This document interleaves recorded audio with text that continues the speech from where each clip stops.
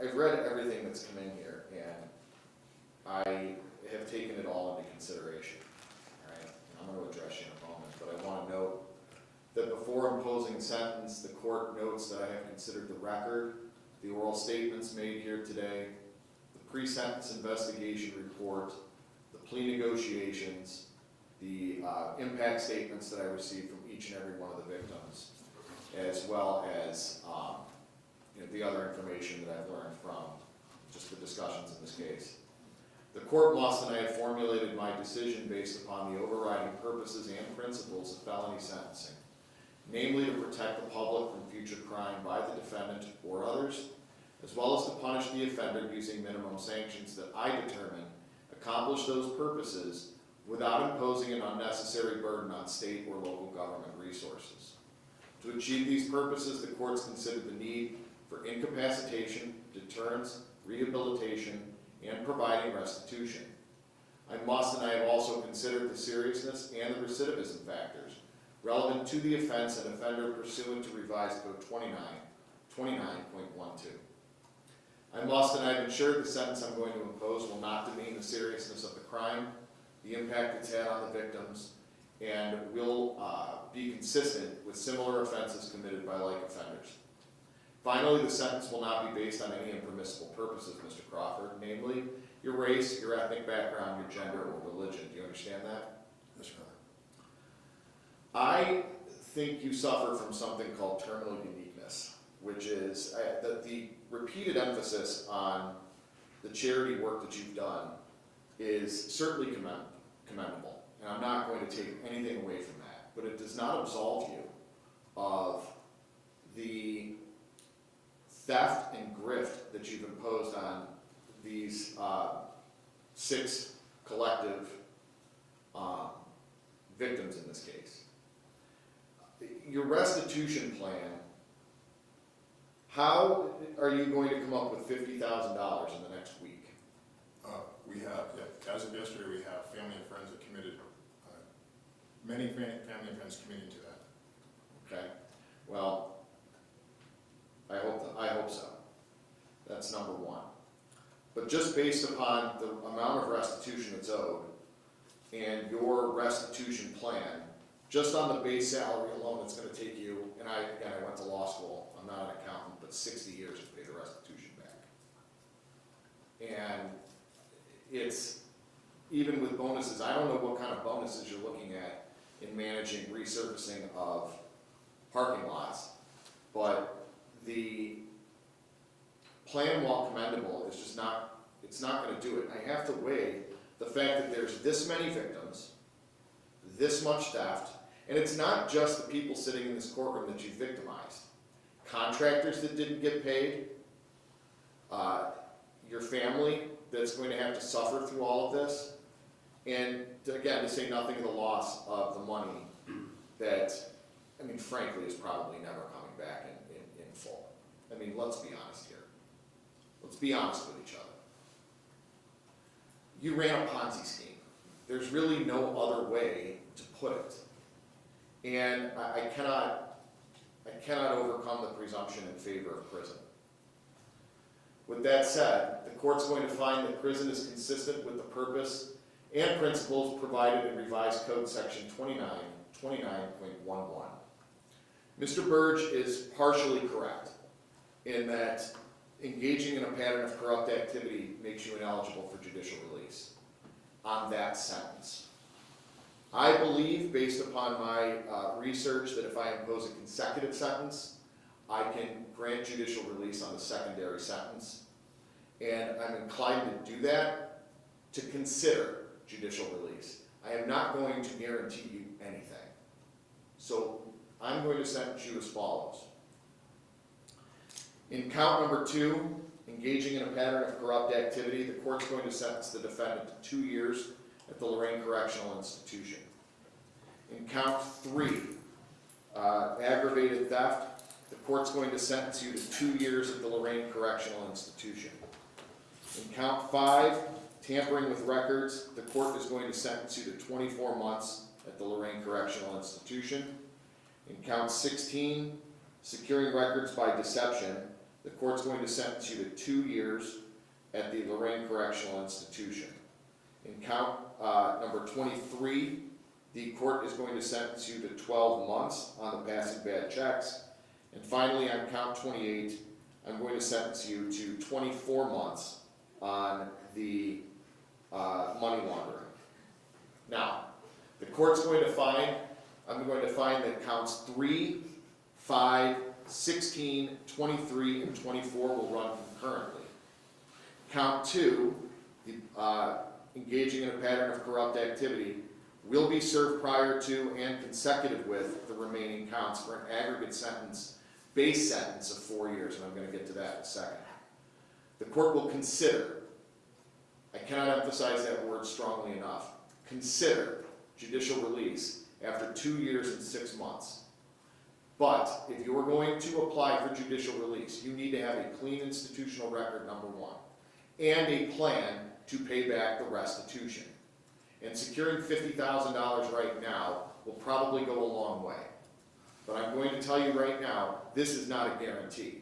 I will consider it, and only at that time, and only with a concrete plan to provide restitution. Now, I mentioned before that the count 2 is actually going to be 2 to 3 years because this is a qualifying offense under the Reagan-Toke statute. That means that I have to notify you as follows. 1, there is a rebuttable presumption that the defendant shall be released from service of this sentence at the expiration of the minimum term or presumptive early release date, whichever is earlier. That means that on that sentence alone, you'll be presumed to be released at the end of 2 years. The way this statute works is I have to give you an indefinite sentence of 1/2 the stated term. Half of 2 is 1, 1 plus 2 is 3. You're presumed to be released or from that individual sentence at the end of 2 years. The Department of Rehabilitations and Corrections, this is number 2, if at a hearing held under 2967.271, DRC makes specified determinations regarding the offender's conduct while confined, the offender's threat to society, the offender's restrictive housing, if any, while confined, and the offender's security classification. That means if they determine, based on those factors, that you're not ready for release, they can hold you, they can rebut the presumption of release and hold you for up to that additional year. 3, that if described in section 2, DRC at the hearing makes the specified determinations and rebuts the presumption, they may maintain the offender's incarceration after the expiration of that minimum term or after presumptive earned early release date for the length of time DRC determines to be reasonable, subject to the limitations specified in 2967.271. Again, that means they can hold you for that extra year. Number 4, the department may make specified determinations and maintain the offender's incarceration under the provisions described in Divisions B2, C1, and 2 more than one time, subject to the limitation specified in 2967.271. That means they can hold you for 6 months, have another hearing, and determine you're not ready, and hold you another 6 months.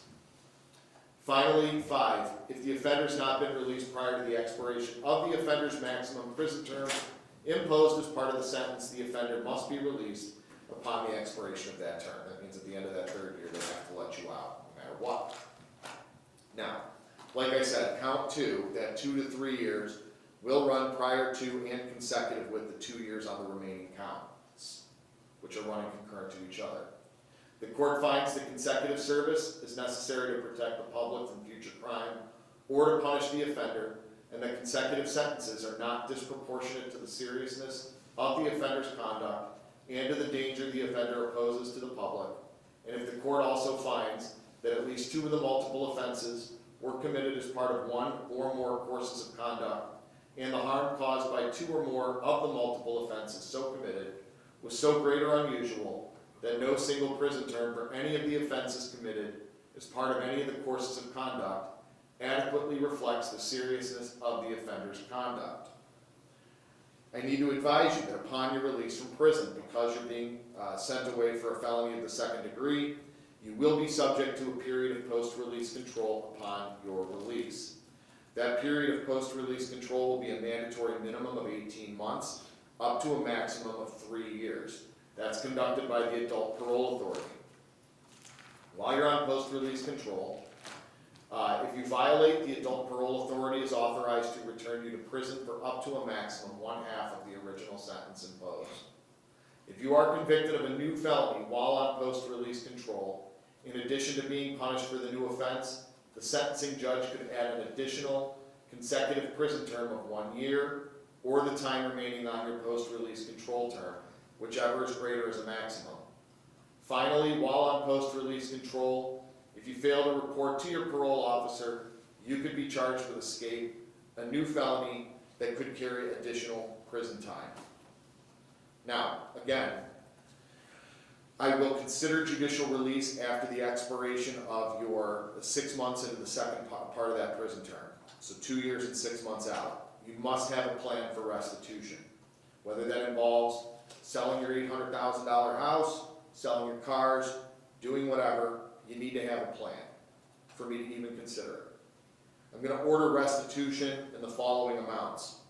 Restitution to Ken and Maria Hopes, $922,000, and I'm sorry, $922,440.40. To Janine Mawson, $478.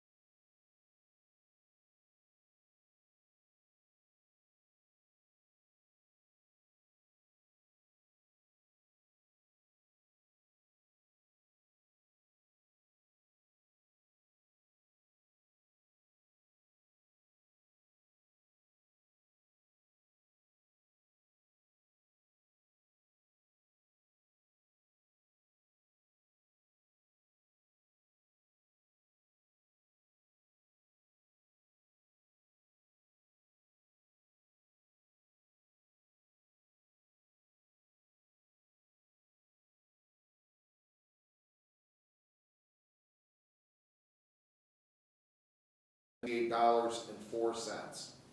To Mohammed Muntasir, $530,150. To Hani Muntasir, $300,000. To Dawn and Grayson Zinni, $75,200.